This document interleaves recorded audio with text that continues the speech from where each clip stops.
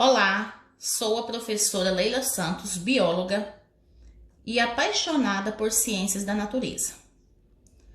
Começaremos a estudar sobre a organização dos seres vivos, para posteriormente estudarmos os sistemas que formam o corpo humano. E estudar nosso corpo é muito interessante, porque aprendemos um pouco mais sobre nós mesmos. Então, os seres vivos são formados por uma unidade básica chamada de célula. As células são formadas por pequenas estruturas de nome organelas. E essas organelas são formadas por estruturas menores ainda, chamadas moléculas. Então, existe uma teoria chamada de teoria celular, que afirma que os seres vivos, todos os seres vivos, são formados por células. Exceto os vírus que não têm célula. Aliás, há quem defende que os vírus não são seres vivos por não apresentarem célula. Porque quem defende que eles não são seres vivos diz que, para serem considerados seres vivos, eles precisariam ter célula. Bom, falando sobre a célula, ela é uma estrutura viva que desempenha várias funções no nosso corpo. É nela que acontecem várias reações químicas que fazem com que o nosso corpo funcione. Aqui eu tenho o exemplo de uma célula. Essa célula aqui é formada, essa e as demais células são formadas por membrana, que é essa parte que está envolvendo a célula. Essa membrana, ela controla tudo que entra e que sai da célula. A gente diz que ela tem uma permeabilidade seletiva. Ela vai controlar. Ela quem vai deixar ou não entrar algumas substâncias. E essas substâncias, principalmente nutrientes e oxigênio, chegam até a célula através do sangue. A célula tem essa primeira camada, que é a membrana, que a gente conhece como membrana plasmática. Após a membrana, vem uma parte gelatinosa, que é o citoplasma.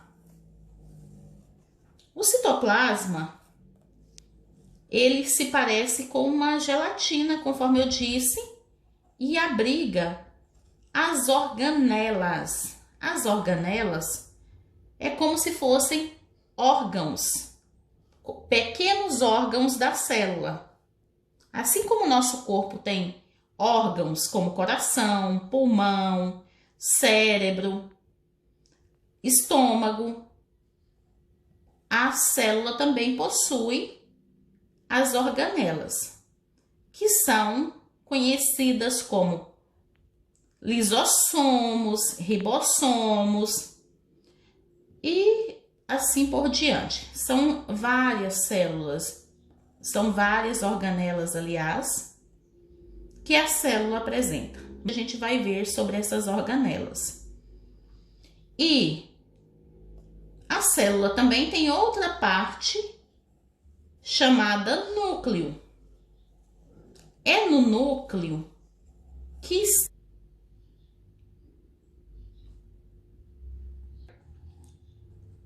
que está o DNA da célula.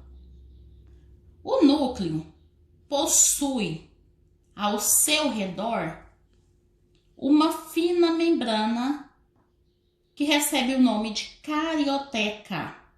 Essa membrana separa o núcleo, ou seja, o material genético, do citoplasma. Então, o material genético da célula que possui núcleo fica separado, ou seja, delimitado por uma membrana de nome carioteca. E não são todos os seres vivos que apresentam essa carioteca. As bactérias, por exemplo, são chamadas de seres procarióticos porque não possuem essa membrana ao redor do núcleo. Então, o material genético das bactérias está dissolvido, está situado no citoplasma sem delimitação, sem uma separação.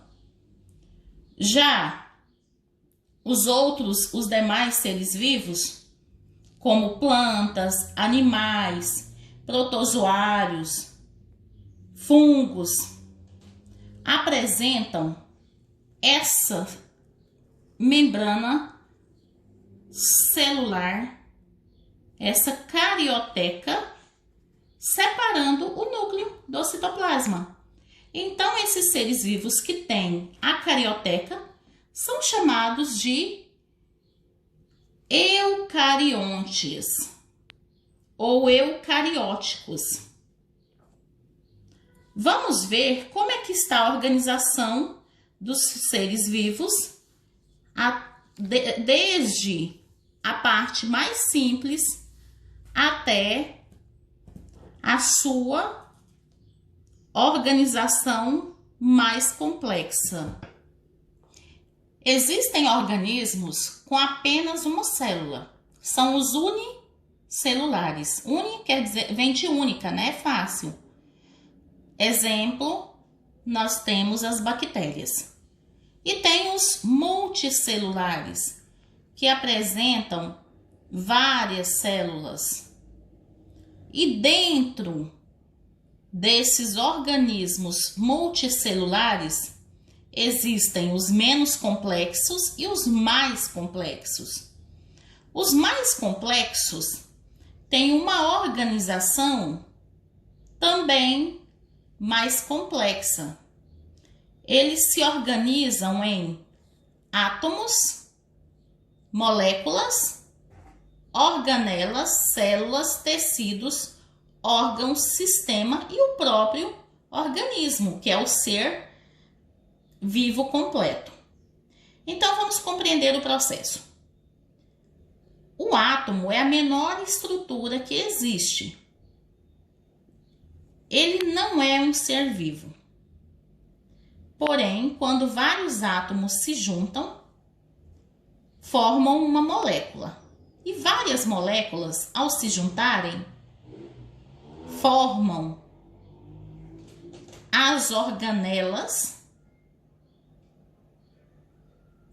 E essas organelas estão presentes nas células para o desenvolvimento e funcionamento das células.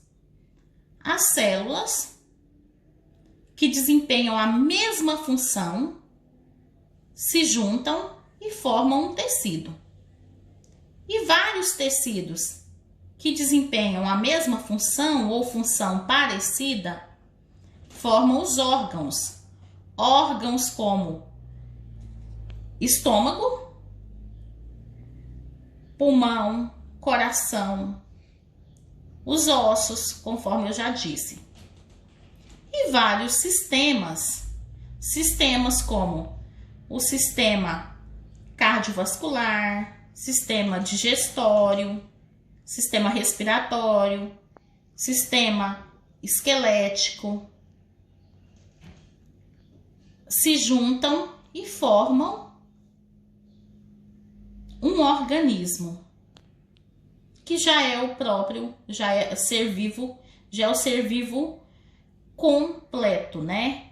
Essa organização é presente nos seres mais complexos, como animais e plantas.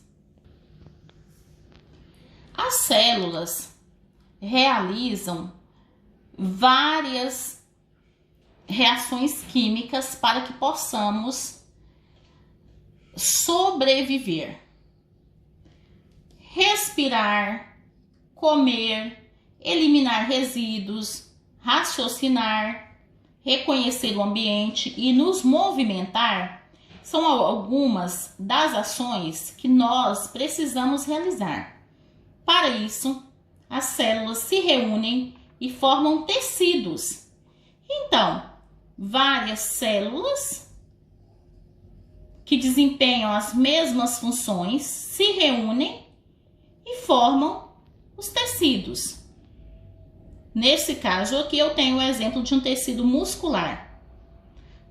Vários tecidos que desempenham funções parecidas se unem para formar um órgão. Nesse caso, o órgão é o músculo da perna.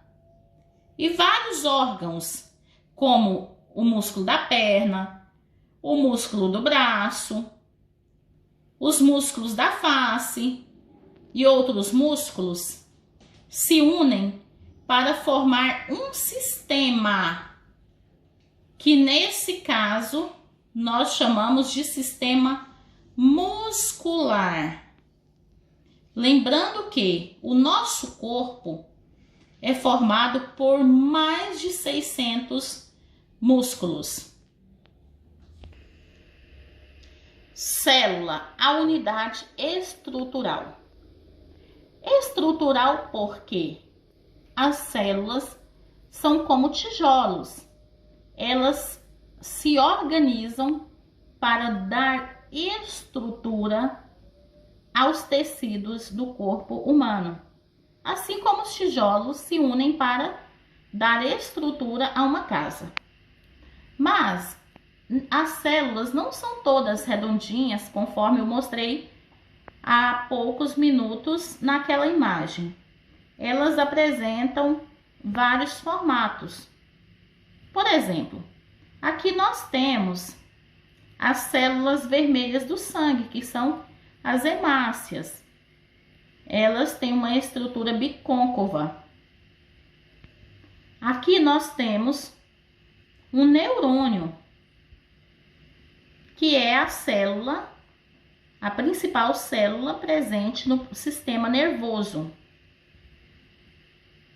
Nós temos também a célula óssea, o adipócito, que é a célula de gordura. Temos também as células musculares. Então, elas são diferentes umas das outras.